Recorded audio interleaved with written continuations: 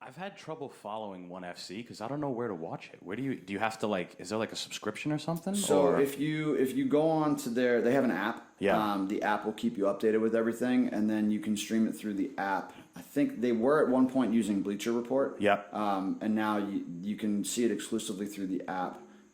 They were trying to market deals with like Spike TV. I don't know how that worked out, but yeah, you can still watch it. Download the app because the app like updates you and everything, and then you can always catch most of it on YouTube afterwards too.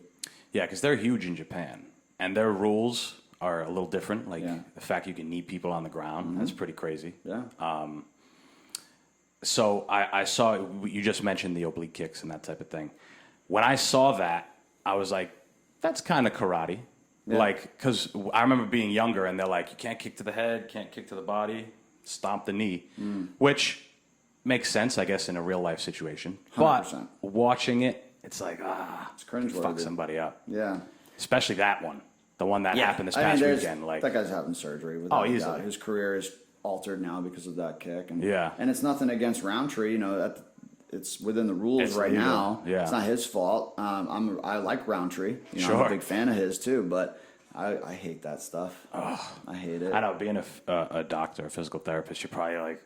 Well, because I can see what's going on. I'm like, all right, you know, definitely his MCL's gone. Yeah. Likely his ACL. He's probably got some meniscus damage, you know. That's a career ender. That's a lot of work, potentially. Yeah. You know, you're not going to see, you know, him for probably a year. Yeah.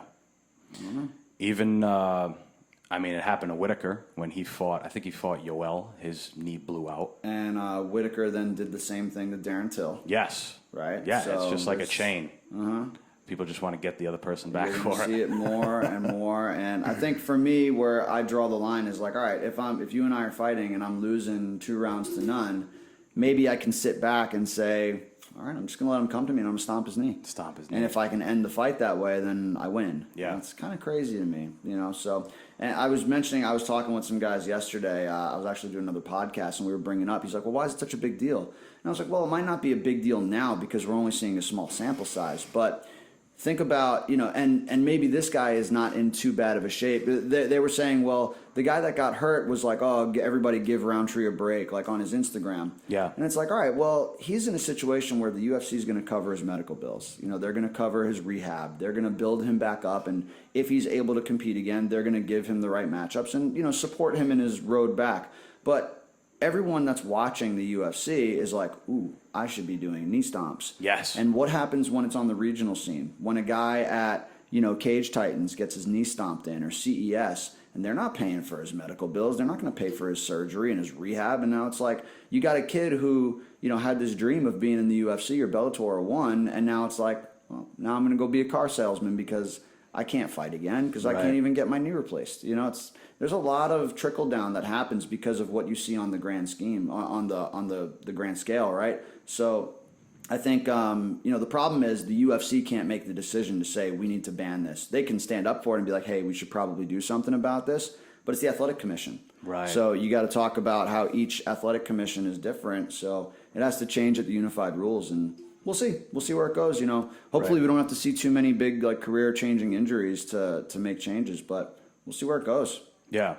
Well, I mean, they banned, obviously this is old news, but they banned like the 12-6 elbows, and there's, supposedly, they banned that because of... the ice breaking? Yes. Yeah. Yeah. Which is, I mean, you know, I can see why this is bad if you're on mount on somebody and you're jamming your elbow in I their don't face. think it's. I mean, I feel like I can't develop as much force this way as I can slicing across. Yeah, I think there are other elbows that are way more dangerous than a 12-6, but whatever. Their means are their means. Like whatever they decided, that's why they wanted to do it. They did it, and those are the rules. So suck it up. But do you remember?